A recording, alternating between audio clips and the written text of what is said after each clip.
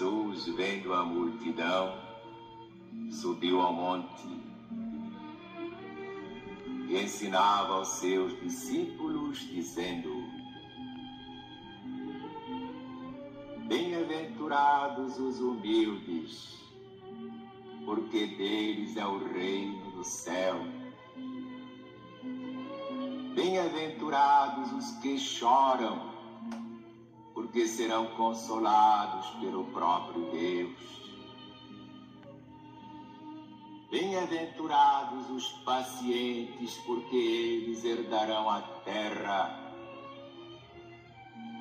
Bem-aventurados os que têm fome e sede de justiça, porque terão o amparo da justiça divina. Bem-aventurados os misericordiosos, porque eles alcançarão misericórdia.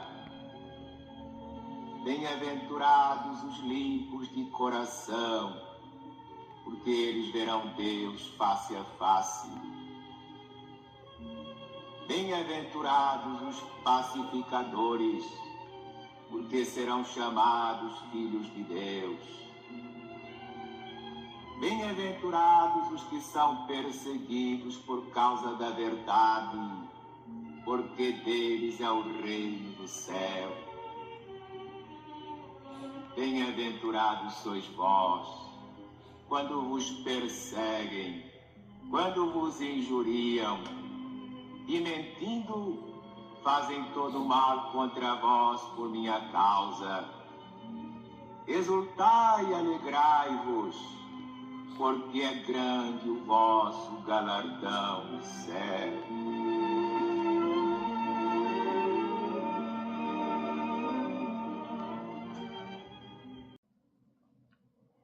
Senhor Jesus, guia de todos os caminhos, neste instante de recolhimento, voltamos o nosso olhar ao Teu amor. Ensina-nos a compreender a Tua misericórdia, que não se cansa de buscar aquele que se perde, nem desiste de quem ainda erra. Que possamos sentir-te ao nosso lado, chamando-nos de volta à senda da luz e da paz. Que assim seja. Qual de vós é o homem que, possuindo 100 ovelhas e perdendo uma delas, não deixa as 99 no deserto e vai em busca da que se perdeu até que a encontre? Tem Lucas capítulo 15, versículo 4. A parábola da ovelha perdida é uma das mais profundas revelações da misericórdia divina em todo o Evangelho. Em poucas palavras, Jesus desmonta séculos de uma visão punitiva sobre Deus e apresenta o Pai como amor absoluto. Percebamos algo importante. O pastor, ele não espera que a ovelha volte sozinha. Ele vai ao encontro dela. Essa imagem muda completamente a nossa compreensão espiritual da vida. Muitas vezes imaginamos um Deus distante, severo, inacessível, aguardando a nossa perfeição para então nos aceitar. Jesus mostra exatamente o contrário. O Pai toma a iniciativa da busca. O amor divino nos acompanha mesmo quando nos afastamos dele. Isso possui uma enorme profundidade à luz da nossa doutrina. Na visão do Espiritismo, a parábola deixa de ser apenas uma narrativa moral e passa a representar uma trajetória do espírito imortal. O Livro dos Espíritos ensina que todos os espíritos foram criados simples e ignorantes, destinados à perfeição através das experiências da vida, não é mesmo? Isso significa que ninguém nasce mal, e assim o será para sempre. Não existem as criaturas eternamente condenadas. Há apenas espíritos em diferentes estágios de aprendizado. Alguns caminham mais rapidamente, outros se desviam temporariamente pelos caminhos do orgulho, do egoísmo, da revolta ou da própria indiferença. Mas todos, sem exceção, estão destinados à luz, à felicidade. A ovelha perdida representa exatamente o espírito que se distancia momentaneamente das leis divinas. E talvez aqui caiba uma reflexão importante para nós. Quantas vezes nós também já não nos perdemos? Não necessariamente em grandes crises ou escândalos, mas quando ali alimentamos o orgulho, endurecemos o coração, quando desistimos de alguém, quando nos revoltamos contra a vida, quando perdemos a fé, quando deixamos de amar. Há perdas silenciosas da alma que o mundo não percebe. Às vezes o corpo está presente, mas o espírito já se afastou da serenidade, da esperança e da confiança em Deus. E é justamente nesses momentos que o Cristo mais se aproxima. Talvez um dos aspectos mais emocionantes dessa parábola seja perceber que o pastor conhece a ausência de uma única ovelha. Entre 100, ele percebe aquela que falta. Isso nos mostra que, para Deus, ninguém é anônimo. Cada dor humana importa. Cada lágrima é conhecida. Cada consciência é acompanhada pela providência divina. Enquanto os homens frequentemente desistem uns dos outros, Jesus jamais abandona os seus filhos, seus irmãos. Quantas vezes a sociedade rotula pessoas como casos perdidos, sem solução, irreversíveis, não é? Mas o Evangelho nunca utiliza essa linguagem. O Cristo conversou com publicanos, acolheu pecadores, defendeu adúlteras, aproximou-se dos excluídos, dos enfermos e dos desprezados. Porque o olhar divino, ele não enxerga apenas o erro presente, enxerga também a possibilidade futura de regeneração. O Evangelho segundo o Espiritismo nos recorda constantemente que a verdadeira caridade não é apenas dar algo material, mas compreender as misérias morais da humanidade. E isso é difícil, porque muitas vezes queremos amar apenas os 99, os equilibrados, os fáceis, os semelhantes a nós. Mas Jesus vai justamente atrás daquela que se perdeu. É uma lição profunda para as nossas relações familiares, sociais e espirituais, não é verdade? Aqui o Espiritismo amplia extraordinariamente a compreensão da parábola. Se Deus busca incessantemente seus filhos, como essa busca acontece? Uma das respostas está na reencarnação. A reencarnação é uma das maiores expressões da misericórdia divina. Cada existência nova, cada existência representa uma nova oportunidade de reparar, de reconciliar, de aprender, de desenvolver virtudes, de recomeçar. Onde o mundo muitas vezes sentencia, ele não muda, ele não tem mais jeito. Mas Deus nunca fecha as portas da evolução.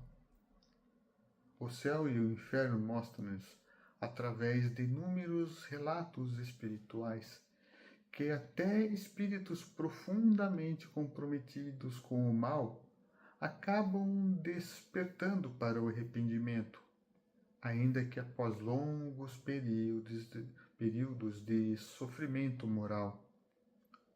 Porque o sofrimento, sempre digo, não é um castigo, é mecanismo educativo da consciência.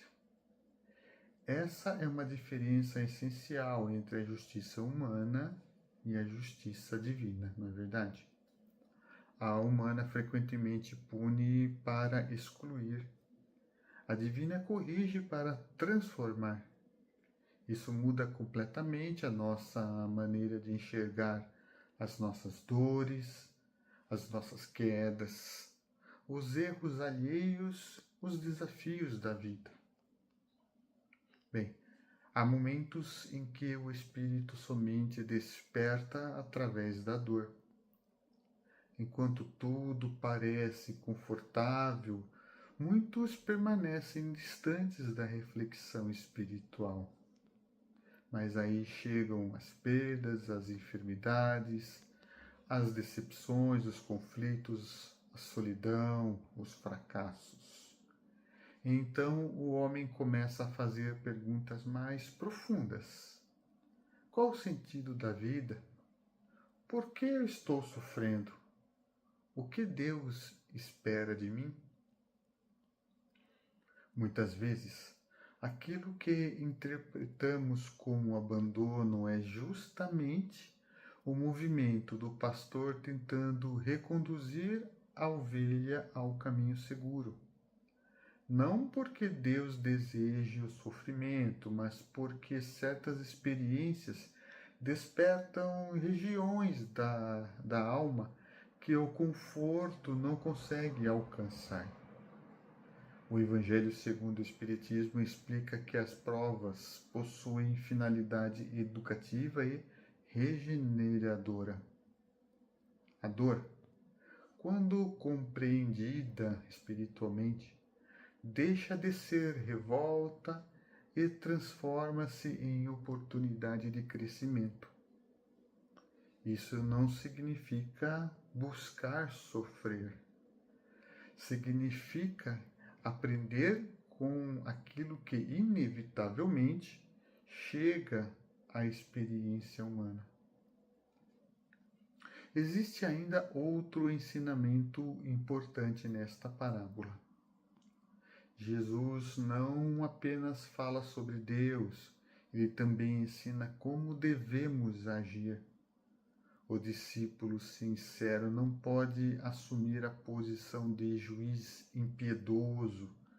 Muitas vezes queremos condenar rapidamente o dependente químico, o agressivo, o revoltado, o familiar difícil, aquele que caiu moralmente.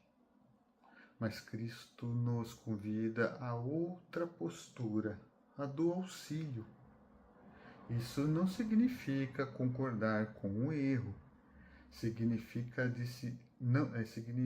não desistir do ser humano. Às vezes, uma palavra fraterna impede um desespero, um gesto de acolhimento salva alguém da queda. Uma escuta sincera reacende esperanças. Quantas pessoas permanecem vivas emocionalmente porque alguém lhes estendeu a mão no momento certo? Talvez sem perceber, muitos de nós já fomos instrumentos do pastor divino na vida de alguém. E talvez também só estejamos aqui hoje porque um dia alguém não desistiu de nós. Jesus encerra dizendo: Haverá maior alegria no céu por um pecador que se arrepende do que por 99 justos que não necessitam de arrependimento. Essa frase é uma frase belíssima, porque ela revela que o céu celebra a transformação da alma. Cada espírito vence o orgulho, o egoísmo, a violência, a vaidade, a indiferença. Representa uma vitória da luz sobre a sombra. Isso deve nos trazer esperança, porque ninguém está definitivamente perdido, nem aqueles que amamos, nem aqueles que partiram, nem nós mesmos. Enquanto houver consciência, haverá possibilidade de renovação. Enquanto houver vida, haverá esperança. Enquanto Deus for Pai, haverá caminho de volta. Talvez a pergunta mais importante dessa parábola seja: em que momento da vida eu tenho sido a ovelha perdida? Porque todos nós, em algum aspecto, ainda estamos aprendendo a retornar ao aprisco do Cristo. Talvez alguém esteja perdido na tristeza, no orgulho, na mágoa, no materialismo, no medo, na culpa, no desânimo. E o Cristo continua nos chamando, sem violência, sem condenação, sem humilhação, chamando-nos através da consciência do Evangelho, das provas em si, das pessoas que surgem em nosso caminho, das inspirações silenciosas da espiritualidade. A grande beleza do Evangelho é justamente esta: Deus nunca desiste de seus filhos. Nunca. Muito bem. Pai de amor e bondade, obrigado por tua paciência e tua misericórdia que não cessam. Ajuda-nos a compreender que ninguém está além do teu amparo e que o teu olhar alcança até os vales mais escuros do sofrimento. Dá-nos a coragem de seguir em frente quando cairmos e a ternura para estender a mão aos que ainda se perdem. Que possamos ser, em nossas pequenas ações, reflexo do teu amor que nunca desiste. Que assim seja.